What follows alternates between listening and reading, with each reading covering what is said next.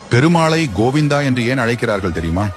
மகாவிஷ்ணு கலியுகத்தில் அவதரிக்க முடிவு செய்து மனித வடிவில் திருப்பதி பகுதியில் தோன்றினார். மனித உருவில் வந்த காரணத்தால் அவருக்கும் பசி, தாகம் போன்ற அடிப்படை உணர்வுகள் இருந்தன. தான் பால் அருந்த ஒரு பசு இருந்தால் நலம் என நினைத்தார். அருகில் இருந்த அகத்தியரின் ஆசிரமம் சென்று ஒரு பசுவினை தானமாக கேட்டார். ஐயனே, நீர் யார் என்பதை நான் அறிவேன். பசுவினை பிரம்மச்சாரிக்கு தானம் செய்யக்கூடாது. தாங்கள் தம்பதி சமேதராக வந்தால் தங்களுக்கு ஒரு பசுவை தானமென அளிக்கிறேன் என்று அகத்திய முனிவர் பணிவுடன் கூறினார். பின்னர் அவர் அன்னை பத்மாவதியை திருமணம் செய்து கொண்டு தனது வாசஸ்தலமான திருமலைக்கு செல்ல தொடங்கினார். அதற்கு முன்னர் அகத்தியரின் குடிலுக்கு சென்று பசுவை வாங்க சென்றார். ஆனால் முனிவர் அப்போது அங்கு இல்லை. அங்கிருந்த சீடர்களிடம் கேட்க குருநாதர் அனுமதி இல்லாமல் நாங்கள் எதையும் தரவும் பெறவும் இயலாது என்று கூறினர். பெருமாள் அவர்களிடம் விடைபெற்றுக் கொண்டு தன் நிரந்தர வாசஸ்தலம் நோக்கி புறப்பட்டார்.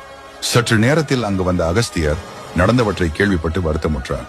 ஒரு காமதேனுவை எடுத்துக்கொண்டு பெருமாளை தேடி சென்றார்.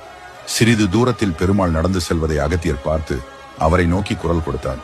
சுவாமி கோவு இந்தா என்று சத்தமிட்டார். தெலுங்கில் கோவு என்றால் பசு, இந்தா என்றால் எடுத்துக்கொள் என்று பொருள். ஆனால் பெருமாள் திரும்பவில்லை. அகத்தியரோ தன் குரலை இன்னும் உயர்த்தி கோவு இந்தா என்று வேகமாக உச்சரிக்க அது கோவிந்தா என்றானது. கோவிந்தா என்று அவர் அழைத்தது 108 முறை ஆனதும் பெருமாள் நின்றார். அகத்தியர் தந்த பசுவை தானமாக பெற்றுக்கொண்டார். பெருமாள், இந்த கலியுகத்தில் என்னை அழைக்க உகந்த நாமம் கோவிந்தா என்பதே. நீங்கள் கோவு இந்தா என்று சொன்னதன் மூலம் கோவிந்தா என்னும் நாமத்தை சொல்லி என்னை மகிழ்ச்சிப்படுத்தினீர். நீர் மட்டுமல்ல, இனி கோவிந்தா என்னும் நாமத்தை எவர் கூறினாலும் நான் உடனடியாக அவர்களை நோக்கி அனுக்கிரகம் செய்வேன் என்று சொல்லி விடைபெற்று திருமலையில் குடிபுகுந்தார். இதுவே பெருமாளுக்கு கோவிந்தா என்ற நாமம் வர காரணமாகும் என்று கமெண்ட் செய்து நமது சேனலை ஒரு சப்ஸ்கிரைப் செய்து கொள்ளுங்கள்.